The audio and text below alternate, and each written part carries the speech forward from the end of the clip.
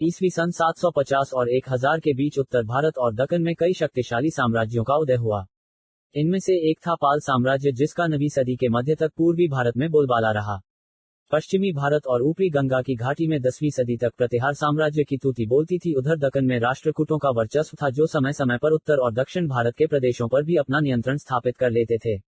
यद्यपि इन तीनों साम्राज्यों के बीच संघर्ष चलता रहा, तथापि इनमें से प्रत्येक ने काफी बड़े बड़े क्षेत्रों को स्थिरतापूर्ण जीवन की परिस्थितियां प्रदान की और साहित्य तथा कला को संरक्षण दिया। तीनों में से सबसे दीर्घायु का राष्ट्रकूट साम्राज्य साबित हुआ। वह न केवल उस काल का सबसे शक्तिशाली साम्राज्य था, बल्कि उसने आर्थिक तथा सांस्कृतिक क्षेत्रों में उत्तर और दक्षिण के बीच सेतु का भी काम किया। प्रभुत्व के लिए संघर्ष। पाल हर्ष के काल से ही कन्नौज को उत्तर भारत की संप्रभुता का प्रतीक माना जाता रहा था। इस दृष्टि से उसकी स्थिति वैसी ही थी जैसी दिल्ली ने बाद में प्राप्त की। कन्नौज पर नियंत्रण स्थापित करने का मतलब ऊपरी गंगा घाटी तथा उसके व्यापार एवं प्रचुर कृषि संसाधनों पर नियंत्रण प्राप्त कर लेना भी था। इसके अलावा पाल और प्रतिहार बनारस से लेकर दक्षिण बिहार तक के प्रदेशों के लिए भी एक दूसरे से जूझते रहे, क्योंकि इन प्रदेशों के पास भी भरपूर संसाधन थे और अपनी समृद्ध परंपराएं थीं। प्रतिहारों की टक्कर राष्ट्रकूटों से भी हुई। पाल साम्राज्य की स्थापना शायद 785 में गोपाल ने की। मालूम होता है, उस क्षेत्र में फैली अराजकता से तंग आकर वहां के प्रमुख लोगों ने उसे राजा चुन लिया था। 770 में उसकी मृत्यु के बाद उसका पुत्र धर्मपाल राजा बना। धर्मपाल ने 810 तक शासन किया। धर्मपाल को राष्ट्रकूट राजा ध्रुव से पराजित होना पड़ा।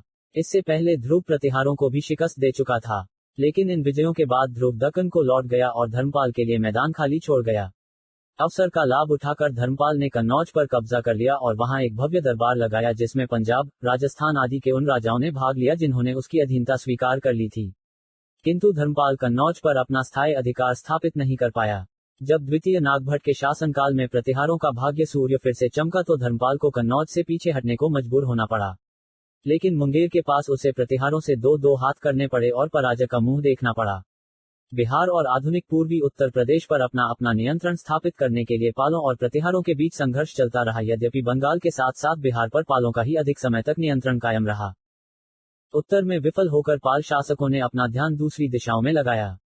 धर्मपाल के पुत्र देवपाल ने, जो अपने पिता की मृत्यु के उपरांत 810 में राजा बना था, 40 वर्षों तक राज किया।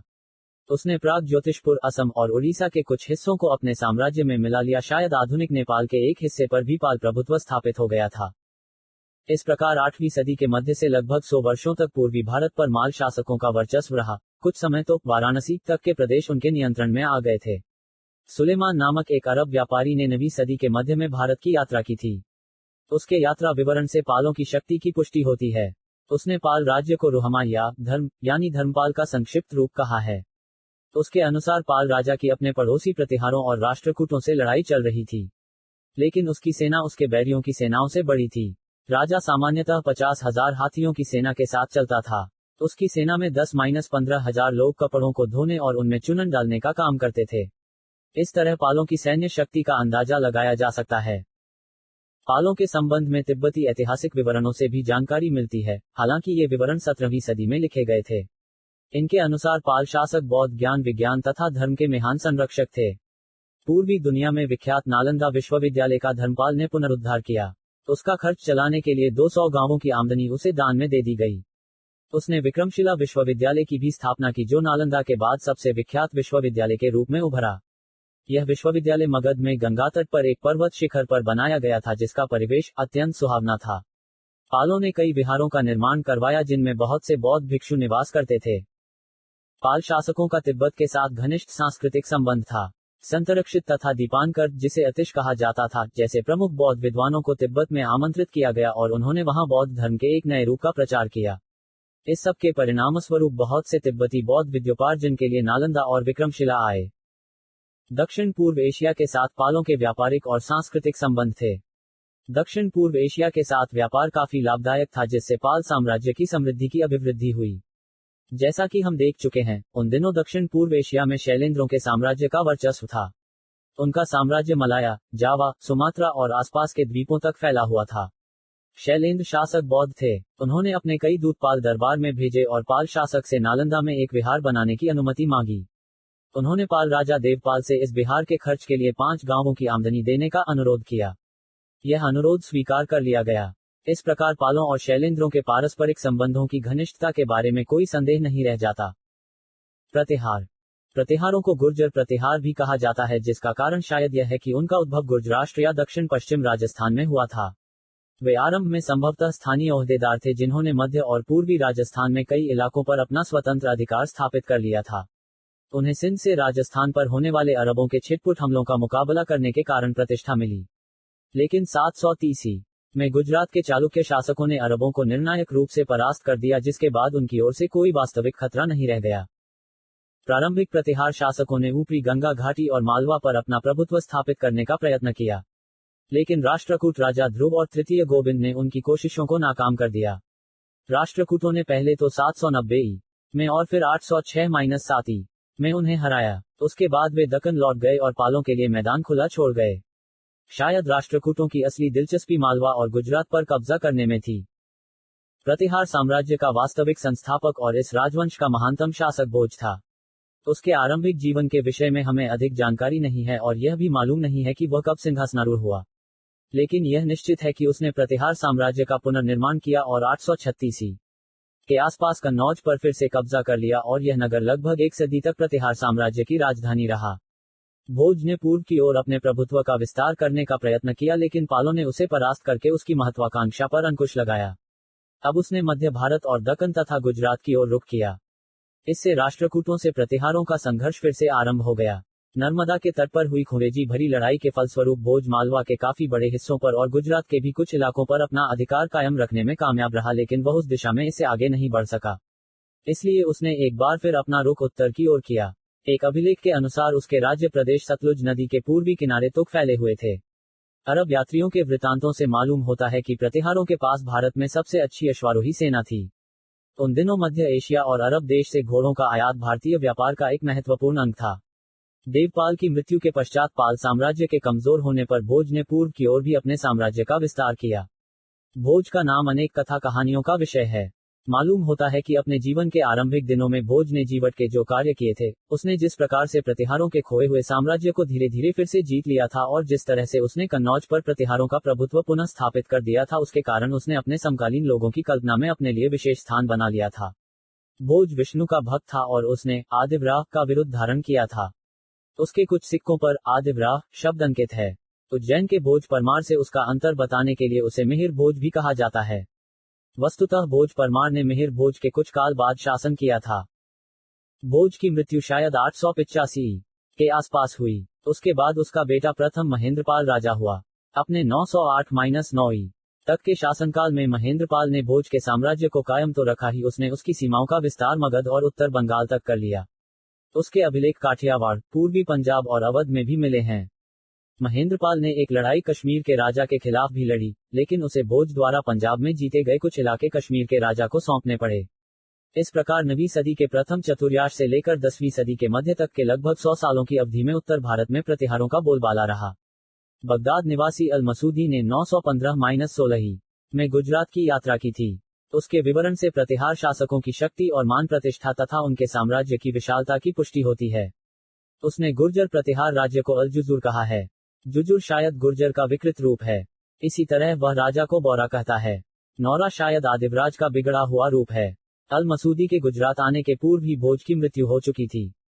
अल मसूदी बताता है कि जुजुर के साम्राज्य में 18,000 गांव, नगर और ग्रामीण क्षेत्र थे। उसकी लंबाई चौड़ाई लगभग 2,000 किलोमीटर थी। राजा की सेना में 4 चमूएं डिवीजन थीं। प्रत्येक चमू में 7 से 9 लाख लोग थे। अपनी उत्तर की सेना से वह मुल्तान के राजा और उससे संबंध रखने वाले शासकों के खिलाफ लड़ता है। दक्षिण की सेना राष्ट्रकूटों के विरुद्ध लड़ती थी और पूर्व की सेना पालों से लोहा लेती थी। उसके पास युद्ध के लिए केवल 2000 प्रशिक्षित हाथी थे। उसकी अश्वारोही सेना देश में सर्वश्रेष्ठ थी। प्रतिहार शासक ज्ञान विज्ञान और साहित्य के उदार संरक्षक थे। संस्कृत का महान कवि और नाटककार राजशेखर भोज के पौत्र महिमाल के दरबार में रहता था। प्रतिहारों ने कई भव्य भवनों और मंदिरों से कन्नौज का रूप भी निखारा। 8वीं और 9वीं सदियों में बहुत से भारतीय विद्वान राजदूत मंडलों के साथ बगदाद में खलीफा के दरबार में पहुंचे। इन विद्वानों ने अरब संसार को भारतीय विज्ञानों से, विशेषकर गणित, बीजगणित और चिकित्सा शास्त्र से परिचित कराया। इन राजदूत मंडलों को भेजने वाले भारतीय राजाओं के नाम हमें मालूम नहीं हैं। प्रतिहार सिंध के अरब शासकों के प्रति अपने वैर भाव के लिए प्रसिद्ध थे। इसके बावजूद मालूम होता है कि इस काल में भी भारत और पश्चिम एशिया के बीच विद्वानों का आदान प्रदान और वाणिज्य व्यापार चलता रहा। 915 ही और 918 ही के बीच राष्ट्रकूट राजा तृतीय इंद्र ने फिर कन्नौज पर आक्रमण किया और नगर को तहस नहस कर दिया। इससे प्रतिहार साम्राज्य कमजोर पड़ गया और शायद गुजरात राष्ट्रकूटों के हाथों में चला गया, क्योंकि अल मसूदी बताता है कि प्रतिहार साम्राज्य की पहुंच समुद्र तक नहीं थी। गुजरात समुद्री व्यापार का प्रमुख केंद्र था और उत्तर भारत का माल यहीं से होकर पश्चिम एशिया को पहुंचता था, इसलिए गुजरात की क्षति प्रतिहार साम्राज्य के लिए एक दूसरा बड़ा आघात थी। 963 में एक अन्य राष्ट्रकूट राजा तृतीय कृष्ण ने उत्तर भारत पर आक्रमण करके प्रतिहार शासक को परास्त कर दिया। इसके बाद प्रतिहार साम्राज्य तेजी से बिखर चला। राष्ट्रकूट। यदि उत्तर भारत पर पालों और प्रतिहारों का शासन था तो दक्कन में राष्ट्रकूट राजवंश राज कर रहा था। इस राजवंश ने दक्कन को एक के बाद एक अनेक वीर योद्धा तथा कुशल प्रशासक दिए। इस राज्य की स्थापना दंतेदुर्ग ने की थी, जिसने आधुनिक शोलापुर के निकट मान्यखेत या मालखेत को अपनी राजधानी बनाया। राष्ट्रकूटों ने शीघ्र ही उत्तर महाराष्ट्र के पूरे प्रदेश पर अपना वर्चस्व स्थापित कर लिया। जैसा कि हम देख चुके हैं, गुजरात और मालवा पर अपना प्रभुत्व स्थापित करने के लिए उन्होंने प्रतिहारों से भी लोहा लिया। यद्यपि उनके हमलों के फलस्वरूप गंगा घाटी पर राष्ट्रकूटों का अधिकार नहीं हो पाया, तथापि उन्होंने इन हमलों से प्राप्त लूट के माल से अपना खजाना भरा और प्रसिद्धि प्राप्त की। वे वेंगी आधुनिक आंध्र प्रदेश में स्थित के पूर्वी चालुक्यों से भी बराबर जूझते रहे और दक्षिण में कांची के पल्लवों तथा मदुरै के पांड्यों से भी दो हाथ करते रहे। गोविंद तृतीय 793 - 814 और अमोघवर्ष 814 - 878 शायद सबसे महान राष्ट्रकूट राजा थे। कन्नौज के नागभट्ट पर सफल आक्रमण करने और मालवा को अपने साम्राज्य का अंग बना लेने के बाद तृतीय गोविंद दक्षिण की ओर मुड़ा। एक अभिलेख से मालूम होता है कि गोविंद ने केरल, पांड्य तथा चोल राजाओं को भयभीत कर दिया और पल्लवों को श्रीहीन बना दिया। अपनी नीचता के कारण असंतुष्ट हो जाने वाले कर्नाटक के गंगों को श्रृंखला में जकड़ दिया और वे मृत्यु को प्राप्त हुए। लंका का राजा और उसका मंत्री, जिन्हें अपने हितहित का विचार नहीं था, बंदी बनाकर हालापुर लाए गए। लंका के इष्टदेव की 2 प्रतिमाएं मान्यखेत लाई गई और शिव मंदिर के सामने विजय स्तंभों के रूप में प्रतिष्ठित कर दी गईं।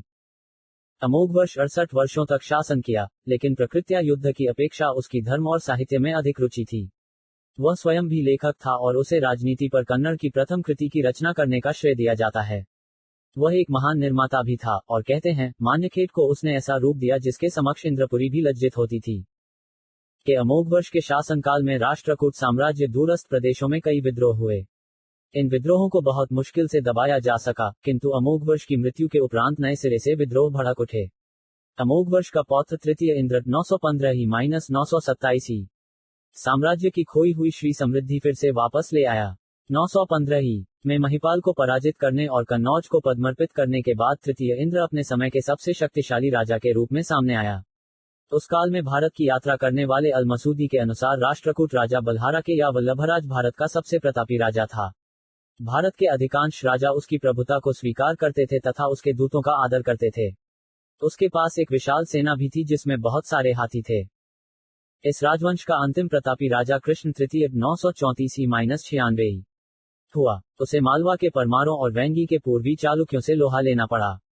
उसने तंजौर के चोल शासक के खिलाफ भी सैनिक अभियान किया। चोलों ने कांची के पल्लवों का राज्य छीन लिया था, लेकिन कृष्ण ने चोल राज प्रथम परंतक को परास्त करके 979 चोल साम्राज्य के उत्तरी भाग पर अधिकार कर लिया। इसके उपरांत वह दक्षिण में रामेश्वरम की ओर बढ़ा और वहां तक के प्रदेशों को जीतकर उसने वहां एक विजयस्तंभ स्थापित किया एवं एक मंदिर का निर्माण कराया। कृष्ण की मृत्यु के बाद उसके सभी वेंगी उसके उत्तराधिकारी के खिलाफ एकजुट हो गए। 972 में राष्ट्रकूटों की राजधानी मान्यखेत को जीतकर उन्होंने वहां आग लगा दी। इसके साथ ही राष्ट्रकूट साम्राज्य का अंत हो गया। दक्कन में राष्ट्रकूट शासन 10वीं सदी के अंत तक लगभग 200 साल कायम रहा। राष्ट्रकूट शासकों के धार्मिक विचारों में बहुत सहिष्णुता और उदारता थी। उन्होंने न केवल शैव और वैष्णव धर्म को प्रश्रय दिया बल्कि जैन धर्म को भी बढ़ावा दिया। राष्ट्रकूट राजा प्रथम कृष्ण ने अलोरा का प्रसिद्ध शिव मंदिर 9वीं सदी में बनवाया था। कहते हैं कि उसका उत्तराधिकारी अमोघवर्ष जैन था। उसने अन्य धर्मों को भी संरक्षण दिया। राष्ट्रकूट राजाओं ने मुसलमान व्यापारियों को अपने राज्य में बसने की इजाजत दी और साथ ही उन्होंने इस्लाम के प्रचार की भी छूट दी। बताया जाता है कि राष्ट्रकूट प्रदेशों में मुसलमानों के अपने अलग मुखिया हुआ करते थे। कई तटवर्ती शहरों में रोजाना इबादत के लिए उनकी अपनी मस्जिदें थीं। इस सहिष्णुता की नीति से विदेश व्यापार में सहायता मिली, जिससे राष्ट्रकूटों की समृद्धि बढ़ी। राष्ट्रकूट राजा कला और साहित्य के महान संरक्षक थे। उनके दरबार में न केवल संस्कृत के विद्वान थे, बल्कि अनेक ऐसे कवि और लेखक भी थे जो प्राकृत तथा अपभ्रंश में लिखते थे। ये दोनों भाषाएं अनेक आधुनिक भारतीय भाषाओं की जननियां थीं। महान अपभ्रंश कवि स्वयंभू और उसके पुत्र शायद राष्ट्रकूट दरबार में ही रहते थे। राजनीतिक विचार और संगठन। इन साम्राज्यों की शासन प्रणाली गुप्त साम्राज्य तथा उत्तर में हर्ष के राज्य और दक्कन में चालुक्यों के राज्य के राजनीतिक विचारों एवं रीति रिवाजों पर आधारित थी। पहले की ही तरह राजा सारी प्रशासनिक गतिविधियों का केंद्र था। वह प्रशासन का मुखिया और प्रधान सेनापति था। वह एक भव्य दरबार में बैठता था। सामने के अहाते में पैदल और अश्वारोही सेनाएं सन्नद्ध रहती थीं। युद्ध में छीने गए हाथी और घोड़ों का उसके सामने प्रदर्शन किया जाता था। राजकीय सहायक सदा उसकी सेवा में तत्पर रहते थे। राजा से प्रतिदिन मिलने आने वाले मातहत सरदारों, सामंतों, राजदूतों तथा अन्य उच्चाधिकारियों के आगमन और विदाई का नियमन यही लोग करते थे। राजा न्याय भी करता था। राजदरबार राजनीतिक मामलों और न्याय का ही नहीं, सांस्कृतिक जीवन का भी केंद्र था। नर्तकियां और कुशल गायक दरबार का मनोरंजन करते थे।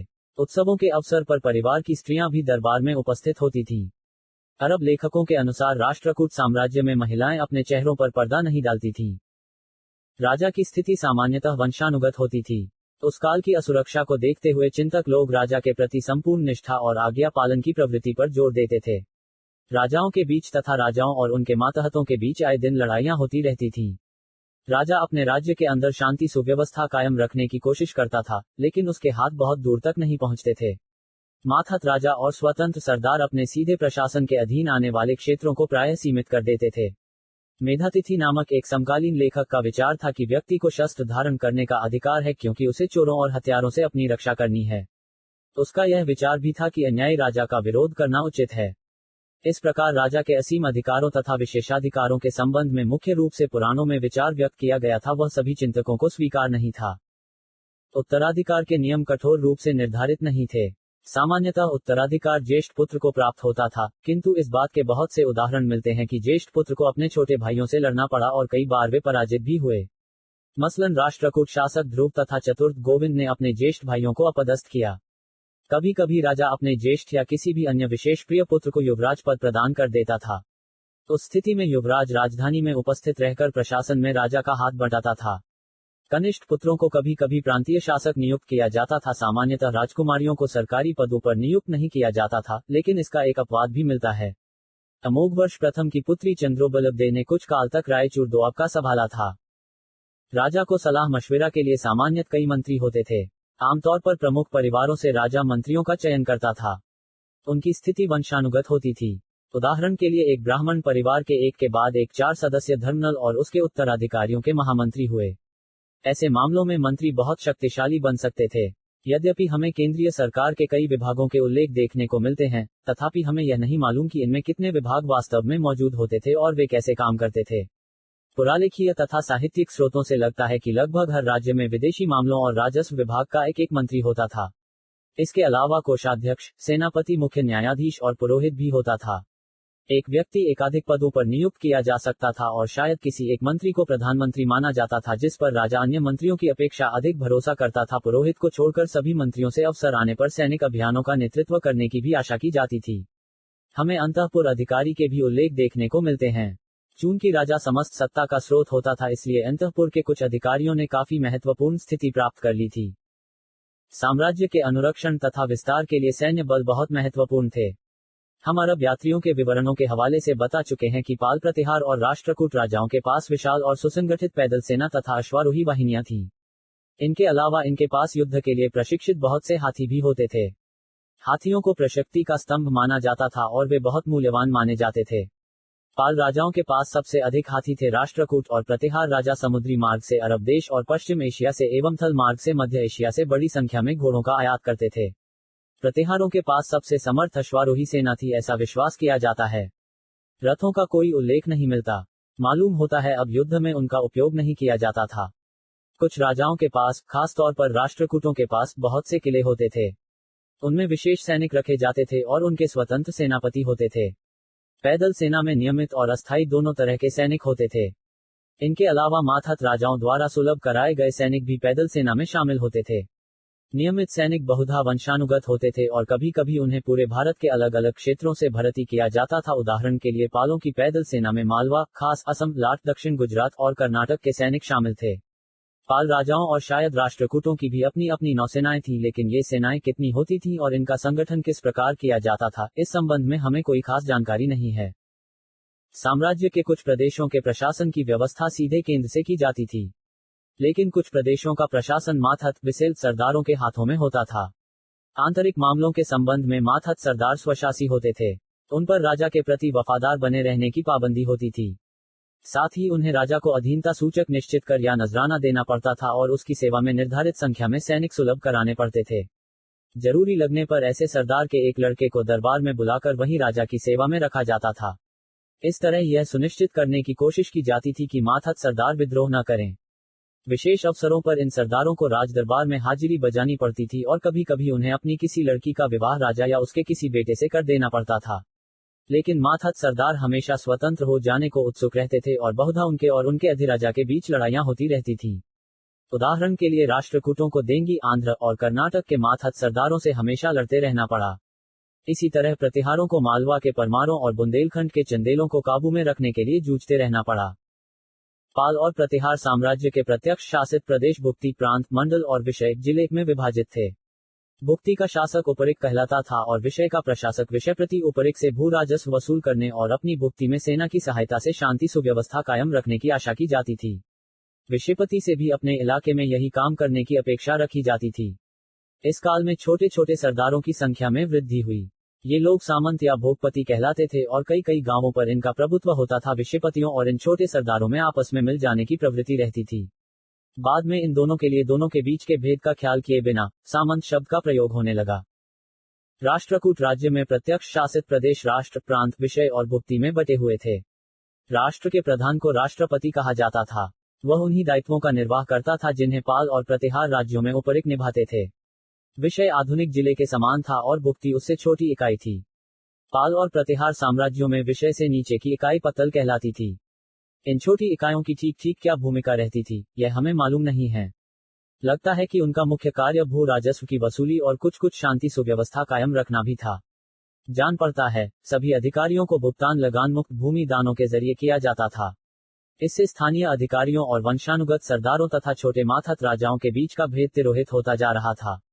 इसी प्रकार कभी कभी राष्ट्रपति या प्रांतीय शासक को मातहत राजा की स्थिति और विरुद्ध हासिल होता था।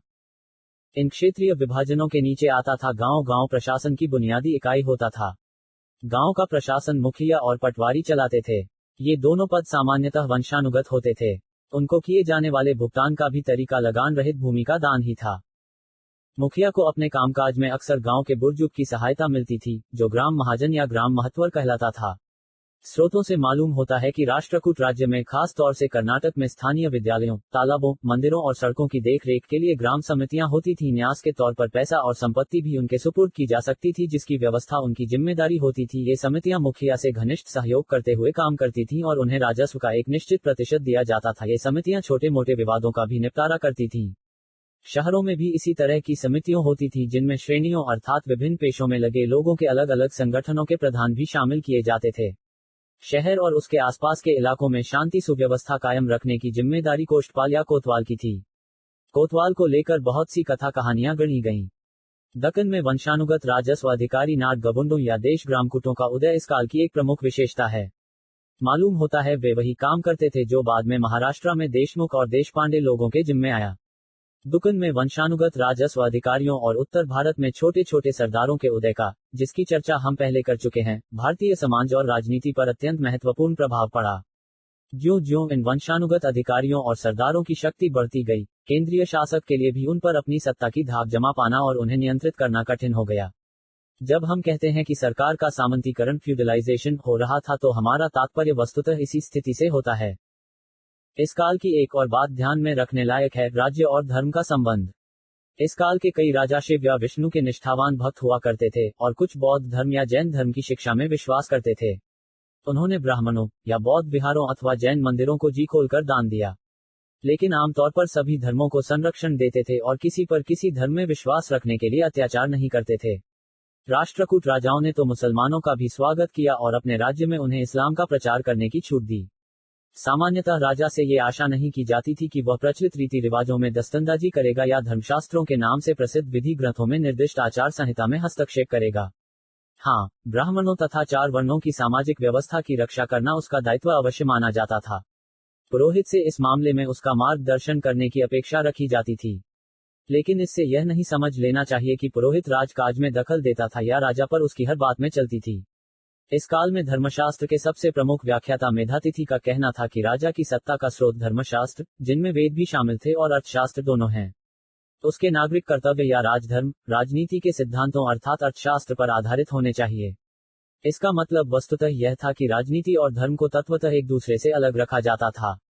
धर्म राजा व्यक्तिगत कर्तव्य था। इस प्रकार राजा पर पुरोहित का या उनके द्वारा प्रतिपादित पवित्र नियमों का दबदबा नहीं होता था।